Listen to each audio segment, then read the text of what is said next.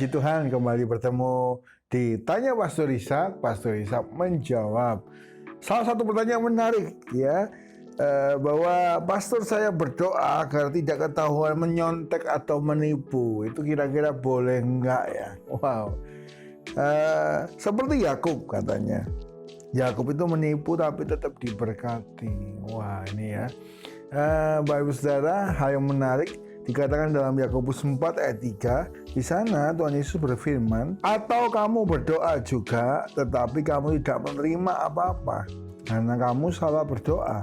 Sebab yang kamu minta itu hendak kamu habiskan untuk memuaskan hawa nafsumu." Atau kita pengen berdosa gitu ya. Jadi kalau kita sedang berdosa atau berdoa untuk dosa kita lancar, tentu tidak Tuhan kabulkan ya. Karena itu ketika Tuhan Yesus berdoa berkata ya di Getsemani, "Jadilah kehendakmu bukan kehendakku." So hari ini kalau kita ini hidup sesuai rencana Tuhan, kita akan hidup dengan jawaban-jawaban doa yang luar biasa. Oh, kita tahu hatinya Tuhan. Tetapi ketika kita berdoa untuk melancarkan dosa atau berdoa untuk memuaskan hawa nafsu sehingga kita bebas berbuat dosa, berfoya-foya, tinggi hati dan sebagainya, maka doa itu kehilangan kuasanya.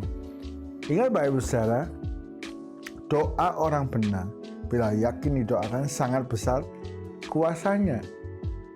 Jadi ketika kita posisinya nggak benar, lagi nyontek, lagi nipu ya, tentu doa kita bukan doa yang dikabulkan. Kalau khususnya Yakub, Bapak Ibu Saudara, yang pertama kita harus pahami bahwa sesungguhnya Allah sudah menetapkan Yakub sebagai pewaris tahta. Ya, jadi pewaris berkat dari Abraham. Abraham, Ishak, Yakub. Abraham, Ishak, Israel, nama laki lain Yakub ya. Itu sudah Tuhan tetapkan.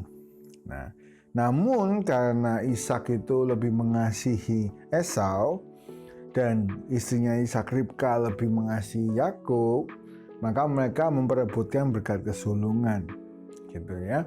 Mereka mau memberi kepada yang mereka mau, padahal sesungguhnya Tuhan sudah menetapkan. Jadi sesungguhnya ya,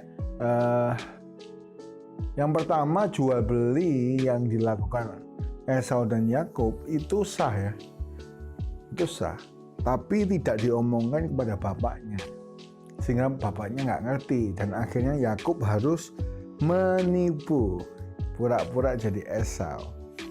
Padahal dia sudah beli hak kesultanan itu dengan semangkuk kacang merah yang dia usahakan ya. Ini barter Bapak Ibu Saudara ya. Jadi ceritanya memang harusnya Yakub yang mendapat janji berkat itu. Nah, dan Yakub memang sungguh-sungguh mendapat, tapi di antaranya dia ada menipu. Bapak Ibu Saudara ingat ya, apa yang tabur itu yang dituai. Yakub itu ditipu sama mertuanya 10 kali. Mulai dari yang pertama yang paling menyakitkan itu ketika dia cinta kepada Rahel. Dia ditipu 7 tahun pertama kerja diberi Lea.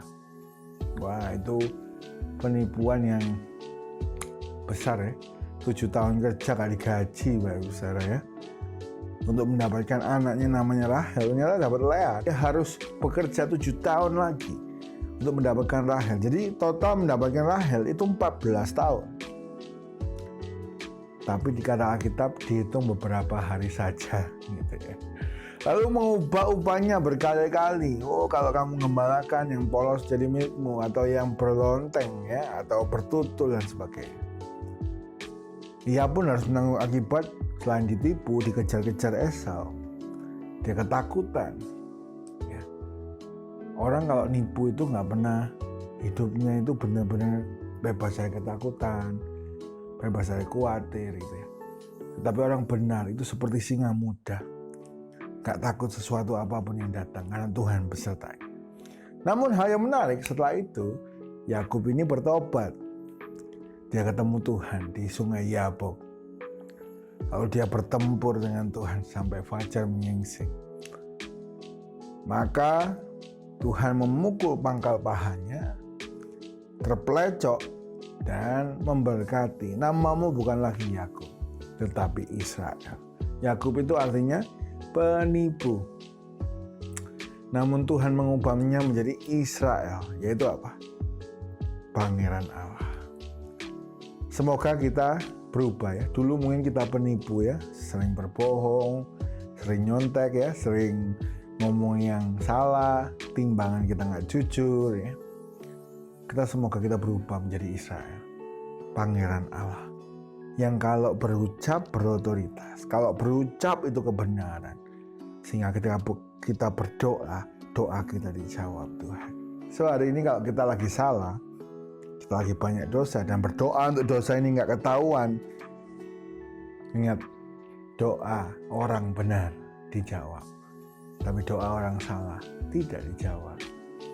Ya, kalau kita orang salah lalu doa itu supaya diselamatkan, Tuhan kasih kemurahan, mungkin diselamatkan sekali, 2 kali, namun tidak berkali-kali. Bapak saudara, hari ini marilah kita pertahankan hidup yang bersih, ya, hidup yang kudus, yang berkenan. Itu adalah kehendak Allah dalam hidup kita. Dosa itu membuat kita ketakutan, kehilangan koneksi dengan Allah, ya di Eden ya. Membuat kita kehilangan semua privilege daripada kekayaan Allah dalam hidup kita.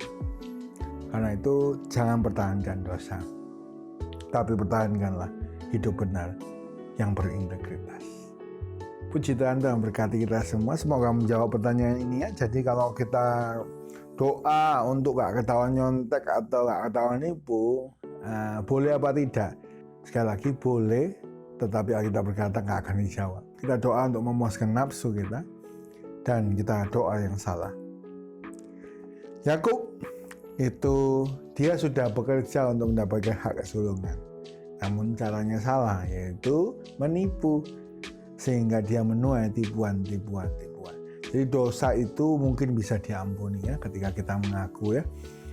1 Yohanes 1 ayat 9. Ketika kita mengaku dosa itu diampuni. Tapi konsekuensi jalan terus, Bapak Saudara. Daud salah jatuh dalam dosa diampuni, tetapi hukumannya tetap berjalan. Ya. Ada kejadian-kejadian dalam keluarganya, pedang gak akan jauh daripada keluarganya. Kenapa? Karena dia bunuh Uria. Apa yang ditabur dituai. Karena itu jangan berdosa, bila kita hidup benar dan hidup kita penuh berkat Tuhan dan masa depan yang cerah. Mari kita sama-sama berdoa. Bapa, kami datang kepada Engkau bersama setiap yang mendengar hari ini.